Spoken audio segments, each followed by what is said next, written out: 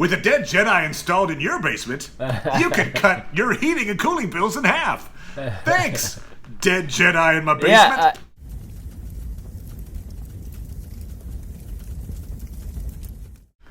Hail, Internet. It's Paul. It's Matt. The Dork Lords. We're here talking about Obi Wan Kenobi. Season 1, Episode 4. Part 4. We open with an injured, half-conscious Obi-Wan being taken through the Star Wars Underground Railroad to the planet Jabeam.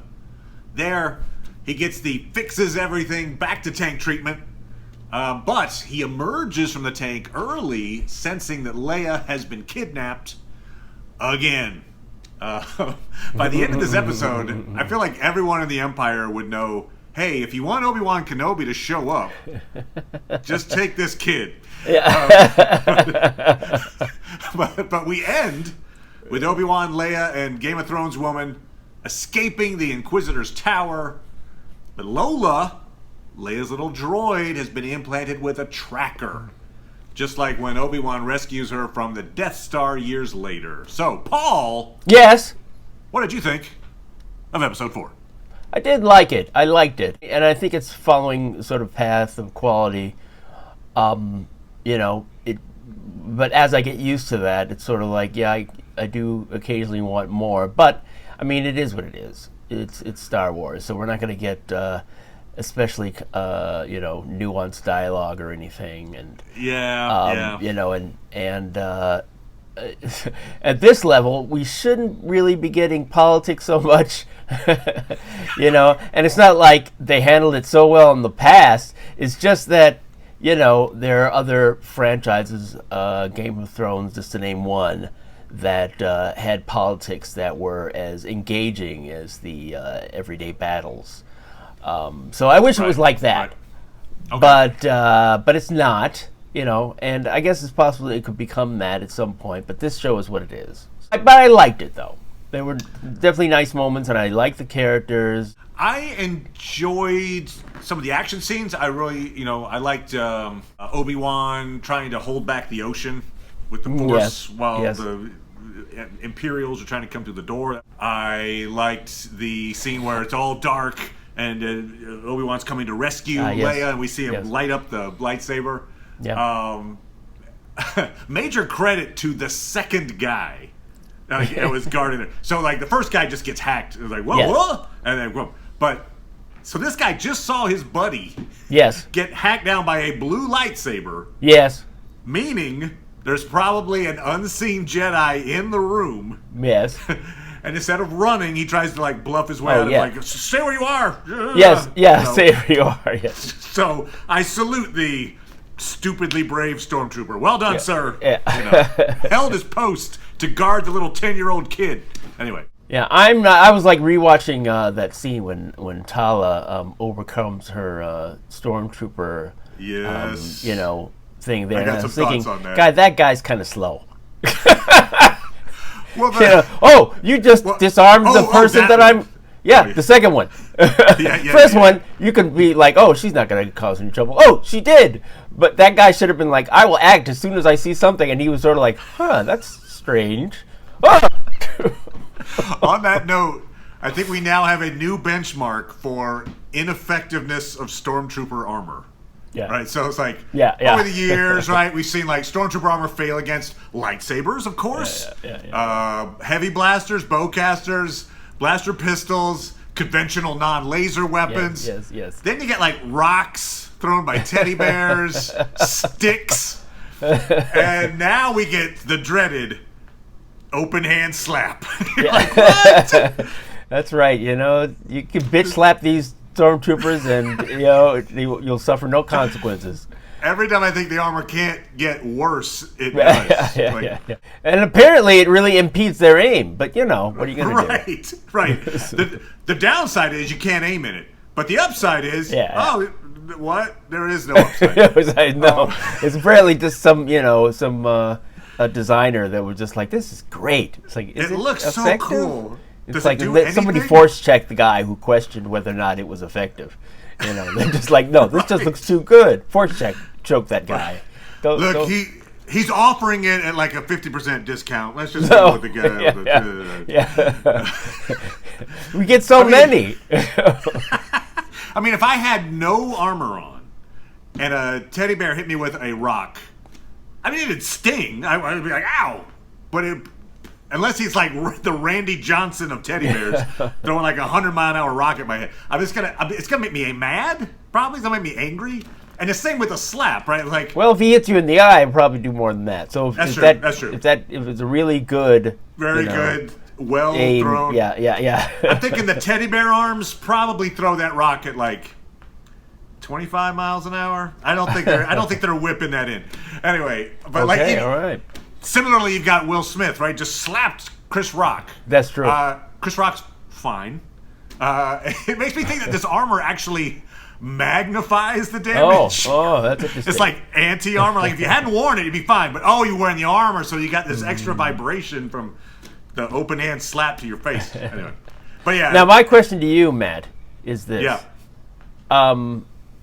Matt, Tala's got to be mad by the end of the season, right? I mean, her luck is so good. That's a great point. She really should have died this episode. She had every reason to die this episode. Yeah, it's like, can you distract yourself, by sacrificing, by calling out your betrayal to the person who would most like to torture you? Could you do that? Ask me now. That's a great point. Yeah.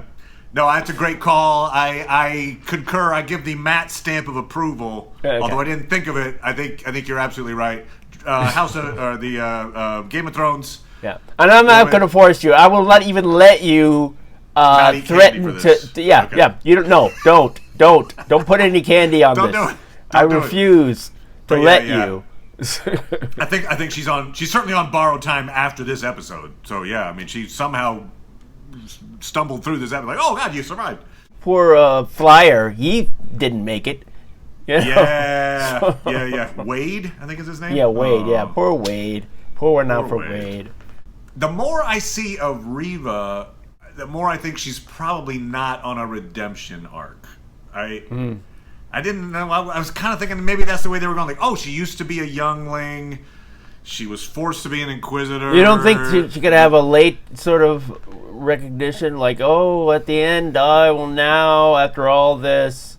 Maybe, but it's just like, I mean, she tortures a 10-year-old girl. I admittedly, you pointed out, rightly so, that Vader's done much worse. Yes, and he gets redeemed. Yeah, exactly. So there you go. Redemption is not off the table, but yeah. Torturing a little 10-year-old girl. Although she didn't really torture her. Okay. She put her in the straps and was about to. And if you look at the series, look at the amount of times when it's like, let's see, how are we going to get Obi Wan Kenobi to come? Right. Right. How are we going to get these? How are we going to get Obi-Wan to reveal himself? Correct. To chase himself or whatever.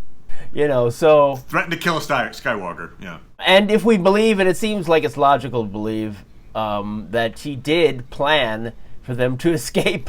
Right. Right. She put the tracker on the droid. Yep. That's a weird. If that's true. It's one of the things, I think I mentioned this back with the Umbrella Academy. It had like one of those final scenes where, I'm forgetting all the names, but basically the big head evil woman like had this like hundreds of agents. They all got killed, but then it was like part of her plan. Because now I have this other agent who's now better than... I'm like, why would your plan include just wiping out your entire organization? But same here, it's like, my plan is they'll kill every one of us on that little bridge. But yes, if you look at the plot there from Riva's interrogation of Leia, it seems like she tries to read her mind, can't, probably thinks, okay, I mean, that tells you something in itself, right? Sure. I can't read this kid's mind. Yeah. Why is that? Probably. But it's not a big mystery to her, though. Like, you've got a strong mind. Yeah, that happens. Right. Yeah. Like some kids are colorblind. Right. Like, wow, interesting. This 10-year-old kid can totally block my force powers. Anyway, but no, so I think she figures, okay, there's a kid who's really high in the force who Obi-Wan's really interested in. If I scare this kid enough, the kid will reach out with the Force, and Obi-Wan will like come in. And the way they tortured everybody in Empire. Right, great point. Now Han Solo didn't even ask me any questions. Whatever. Yep. Yeah, They just want to create you pain in you to make it unbearable for Luke. Planet, systems away. Right. It is one of the interesting. I think that quote came earlier in the series. I think it was the Grand Inquisitor, whereabouts unknown. Yeah. But when he said something like, "Oh, the Jedi can't help themselves. Yeah. So if we just give them the opportunity to be good, they'll be good, Yep. and then we'll catch them." Suckers. Suckers. It's like the only rational thing to do is go to the dark side. They need a little clause in the Jedi contract. You can hide. It's okay to hide. Yeah, I'm wondering about the Riva arc is really confusing to me still. I do feel she was a youngling. I think that's her backstory. She was alone. She felt betrayed, Sure. by a lot of folks. But part of one group would be the Jedi, that they didn't somehow rescue her or help her in that moment. Well, I mean, it would presumably it's going to culminate in some scene where one scene where she is able to come across or reconnect with the good parts of the Force, or somehow value good people and care about somebody. And that could be Leia, she certainly has admired Leia. And then it'll be the chance when she's got to make a choice. And that point, I would feel like she'd almost be jealous, though, of Leia in that situation. Of like, oh, you're the kid that Obi-Wan cared about. Great. Oh, I'm glad he saved you. You know what I mean? Like, where were you for me? So I don't know. It cuts both ways. It's interesting. Anyway, there's still a lot of that. Maybe it's not just. It'll be an interesting thing. Of sort of like, I'm evil, and will not waver from that evil. Right. Because I mean, of the that's stuff that on happened the table earlier. You're gonna now get to see my earlier life, and it's clear that I should have shown evil all along. Right, like I have a backstory that shows that I wasn't always evil, but I'm evil now. And that's there you go. Just like Anakin. Or maybe they'll do this. Maybe she'll discover Leia's this daughter of Anakin Skywalker. Let me go tell Vader, you failed too many times. Dead. And it's like he never knows what she learned. Maybe that guy Luke Skywalker is also anyway, but no, okay. I mean, there are rumors that she is going to learn some of this stuff. That's his nephew. That's nothing to that. No, there's plenty. You know how many Skywalkers there are in Tatooine? There's like thousands. It's Smith. Yeah, there's only 2 episodes left, and boy, it seems like a lot needs to happen potentially. I mean, one of the things that I'm a little disappointed about, I assumed was coming and hasn't arrived yet, and I'm like, okay, there's only 2 episodes left, is Hayden Christensen. I mean, I get it. We saw the one shot of him, and then supposedly he's in the outfit. Yeah, supposedly he's in the outfit, which I guess, there have been, what is it, Craig, James Bond, was in an episode Daniel as Craig, a stormtrooper, as a right? stormtrooper, So, maybe it's sort of like, oh, yeah, of course I was Darth Vader. And you're like, okay, buddy. They don't use his voice. They don't use his face. Except for he's in that tank. But boy, he's almost unrecognizable in the back to tank.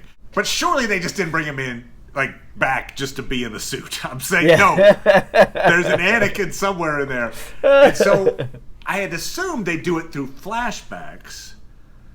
But now I feel like maybe a better way to introduce Hayden would be through this, here in this episode, they're both in the back to tank. And I thought maybe there's a moment, we're about to see as they, whatever, like Boba, right? Boba Fett, every time he's in the back to tank, he flashes back to some past memory. So I thought, this is where they're going to go. No, they didn't. They didn't do it. Not yet. They're saving it. So I think maybe instead of, though, a flashback, could be a flashback, I feel like we might see, their minds link up while they're in the back to tank. In which case, you would basically see some kind of, spiritual version of Vader, which would essentially be an aged up Anakin, a la it'd be the spiritual version. No, even in my spirit, I have my arms hacked off, and oh man. So maybe it would be he's a fully formed Anakin. It's just he would have the sensibility of Vader, so he'd still be angry and he'd have all this hatred, but it would be Hayden Christensen basically giving the viewpoint of Vader to in some kind of argument with Obi-Wan. I think that would be really effective. It'd be interesting to watch. That's fan fiction at this point, so I don't know if that's a thing. Yeah. I'm struggling for the past number of minutes to think of the Marvel show that had psychic battles. Legion. Yes, Legion. Yeah, so some sort of psychic battle there, just so, it's like he could finally appear. Yeah, I just feel like if somehow we got to the end of episode 6 and that's all we get of Hayden Christensen, like, what a weird marketing misdirect. It's like, oh, hey, that was nice of Hayden for that cameo. And exactly. For all that, body double work that, like, whatever stunt guy must have been like, like really loading up on the donuts. Like, I don't need to fit into this suit. He's taking care of so much of it, Note the way he lifted his hand, and then he did the thing with that could only be Hayden Christensen. I think that's a Hayden move. Yeah. So anyway, I'm hoping for Hayden's sake. And the Emmy goes to Hayden Christensen for Anakin Skywalker / Darth Vader. Yep, for his handwork. Yeah. By the way, Paul, as we've said many times before, and it's always been true. Sure, I'm sure it has been. Everything comes back to Lord of the Rings. Are you sure? Maybe not in this case. Maybe you're wrong. It definitely does. Obi-Wan. He goes in. Oh, we're in the basement of this Tower Inquisitorius or whatever. Sure. And he sees all these Jedi trapped in amber. Yes. Right? And he says... like Fringe. Yes, okay. And, they've... you're right, they mentioned Lord of the Rings on Fringe. You're right. So it does come back to Lord of the Rings. It's not so smart. It's not the setting, it's the line. He says, "This is no fortress. This is a tomb." Boom, he is basically channeling Boromir, Sean Bean saying, "This is no mine. This is a tomb." And boom. He's Boromir in this moment. I refuse to accept anything else. Okay, anyway. Sure. But yeah, so because they never had tombs. Those lines have never been spoken anywhere else. No, only Lord of the Rings. He was you definitely would never declare something a tomb. People just they would call it the place where people go to die, but they wouldn't call it a tomb. No. Plus the fact that right after that, Kenobi looks to the camera and he goes, "Thanks, Sean Bean." So it's all connected. Yeah. All right. Anyway. All right. So he does the "it's a tomb" line. Yes, of course. So how could I not have seen that? So what do you make out of that? I have a theory about those. About the Lord of the Rings. About these Jedi trapped in amber in this tower. I've heard people suggest that this is what they're using to, do the experiments later, or whatever. Yeah. So the Jedi experiments, whatever those are. That's an idea. I've got a theory that it's a half joking theory, but if it's true, then that means I meant it all along. Yes. First of all, I feel like there was a question initially as I watched, like, are they dead or not? Right. But I think they're dead.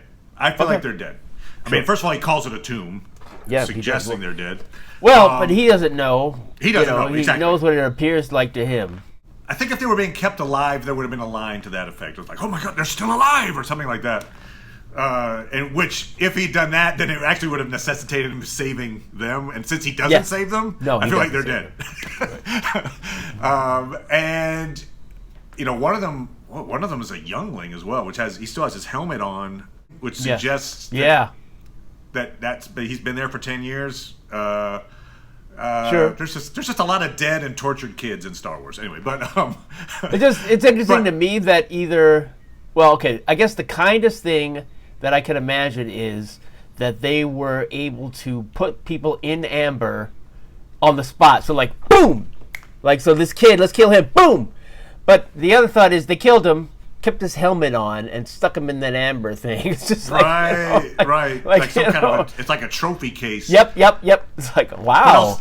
How many do you have of these things? Oh, I've got collect all 12. Yeah, it's like, I don't want this one. He doesn't have the helmet. Can I trade him? Okay, here's one with the helmet. Oh, you got the one with the helmet? Oh, man. All right, so here's the far out stupid theory that when it's true, I win the internet. Okay. First, I got to have to reference the Rebels show. Okay. One of the episodes of Rebels. Yeah, you reference it all you like. It's not, Lord of the Rings, so go ahead. Okay, good. Everything comes back to Rebels. You didn't know that? Okay. Good. Okay. So, in one of those episodes, our heroes essentially use the Force to track a Jedi. They're like, oh, I sense there's a Jedi in this place, basically. Okay. And so, when they find that Jedi, they realize the Jedi's actually dead and is in some kind of a stasis. Much like our folks in Amber. Sure. But what I'm getting at is, even after death, apparently, a basically intact Jedi still radiates the Force in some way. Oh, wow. So here's the theory. I think this is the Empire's green energy project. They're responsible environmentalists. So it's like, hey, how do we keep the lights on? I think 20 dead Jedi. Yeah. With a dead Jedi installed in your basement, you can cut your heating and cooling bills in half. Thanks, dead Jedi in my basement. I don't know what, amount of energy would have to be for me to think that it's worth it, or if it is just one light. It's like, baby steps. You need 15 just to get a couple of lights. And so, but those batteries. are really nice lights. This is basically the Matrix, I guess, right? Yeah. Plug them in, turn on everything. Lasers. That's how the Death Star gets powered eventually, is a bunch of dead Jedis. Yeah, there you go. Anyway, so I don't know what the purpose of that is.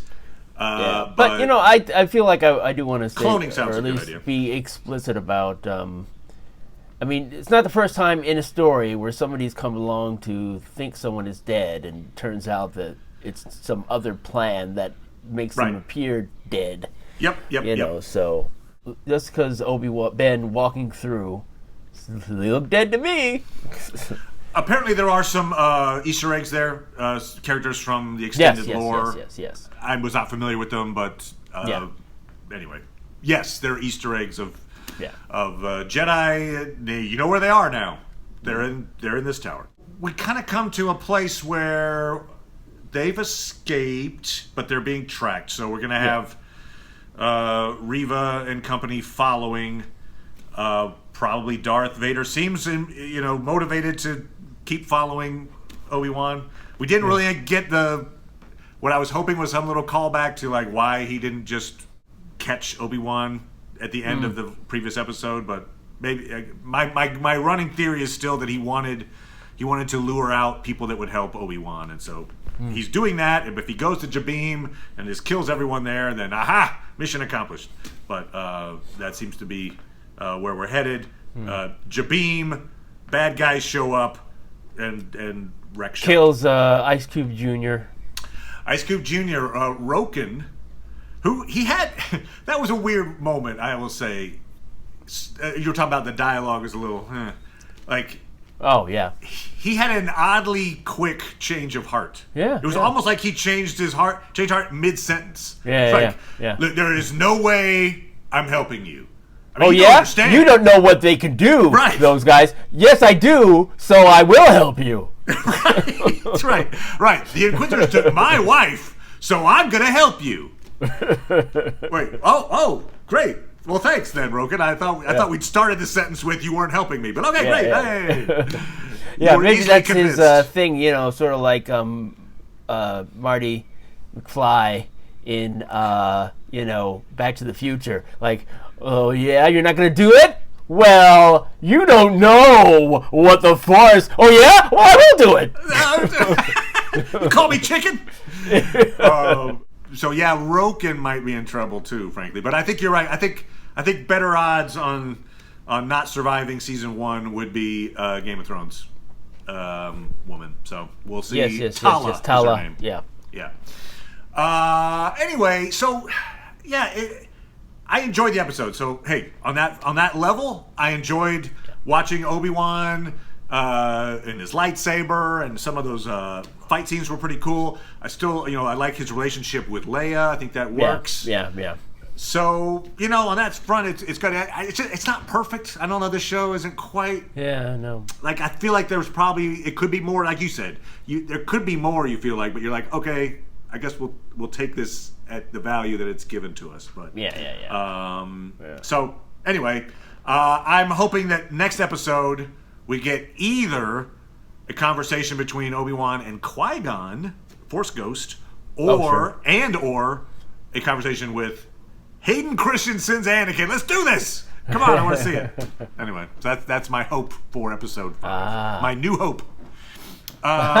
Hey. So come on back for that. And we'll also be talking about the next episode of Strange New Worlds. Yes. And there's rumors that there's going to be a new Rings of Power trailer that's going to drop. I know you're just dying to cover that, Paul, but I will probably cover that in your absence. Oh, but, sure. So that's something else that's probably coming. I'm willing to come on there and leave at the top of it if you like. I will, That's right. We just see Paul take his headphones off and just literally exits. And you see my apartment, without me. Occasionally you walk by in the background with a cup of water or something. Yeah. All right. So that might be a thing as well. So come on back for all that. Thanks, everybody. Thank you as always, Paul. Appreciate it, sir. You're welcome. Sure. And we'll talk to everybody next time. Bye. Bye.